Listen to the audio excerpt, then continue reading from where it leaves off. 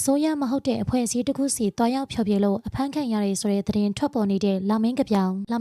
ကတော့လက်တလုံးအဖမ်းဆီးခံရတဲ့ဆိုတဲ့သတင်းတွေထွက်ပေါ်နေတာပါလာမင်းကပြောင်ကပြီးခဲ့တဲ့ရက်သက်တစ်ပတ်ကအစိုးရအဖွဲ့အစည်းနဲ့မသက်ဆိုင်တဲ့အဖွဲ့အစည်းတစ်ခုရဲ့နေမြေကိုတွားရောက်ဖျော်ဖြေခဲ့တာပါအဆိုပါနေမြေမှာကျင်းပတဲ့အလှူဆိုင်ဝိုင်းပွဲမှာဖျော်ဖြေဖို့ငှားရမ်းတာကြောင့်လာမင်းကပြောင်ကတွားရောက်ဖျော်ဖြေခဲ့ရပါတယ်လာမင်းကပြောင်ဖျော်ဖြေနေတဲ့အချိန်မှာလူတူကဆင်မော်တက်ပြီးဆွဲလာရလာလှုပ်လာခဲ့တာပါဒါကိုမှအနီးနားမှာစောင့်ကြည့်နေတဲ့လက်နက်ကင်လုံးကျုံရေးကဟန့်တာခဲ့ရပါတယ်ဒီမြင်ကွင်းကိုမှတ်တမ်းတင်ဓာတ်ပုံရိုက်ကူးထားပြီးဆိုရှယ်မီဒီယာမှာပြန့်နှံ့လာတဲ့အခါမှာတော့ DJ မွန်ခေါ်အဆိုတော်လာမင်းကပြာကိုဖမ်းဆီးကြဖို့တိုက်တွန်းကြတဲ့လူတစုရှိလာတာပါအဆိုပါတိုက်တွန်းမှုတွေကြောင့်ပဲလာမင်းကပြာကိုမလ9ရက်နေ့မနက်10:00နာရီအချိန်မှာနေအိမ်ကိုတွားရောက်ဖမ်းဆီးရဆိုတဲ့သတင်းတွေထွက်ပေါ်လာခဲ့တဲ့ရှင်ဒါပေမဲ့မလ9ရက်နေ့ညမှာတင်လာမင်းကပြာကသူ့ဘာမှမဖြစ်ကြောင်းအန်နီယကင်းကြောင်းဆိုရှယ်မီဒီယာအကောင့်တွေကနေအသိပေးလာခဲ့တာပါဒီလိုကနေမလ10ရက်နေ့မနက်မှာသတင်းဌာနတချို့ကလည်းလာမင်းကပြာအဖမ်းခံရတာကအမှန်ဖြစ်ကြောင်းကွန်ဖမ်းလာပြန်ပါတယ်ဒါကြောင့်လာမင်းကပြာကိစ္စမှာဇဝေဇဝါဖြစ်နေကြကသူလောအတွေ့အများနေရပြန်တာပါတချို့ကလည်းလာမင်းကပြာအဖမ်းခံရတာကအမှန်ဖြစ်ပြီး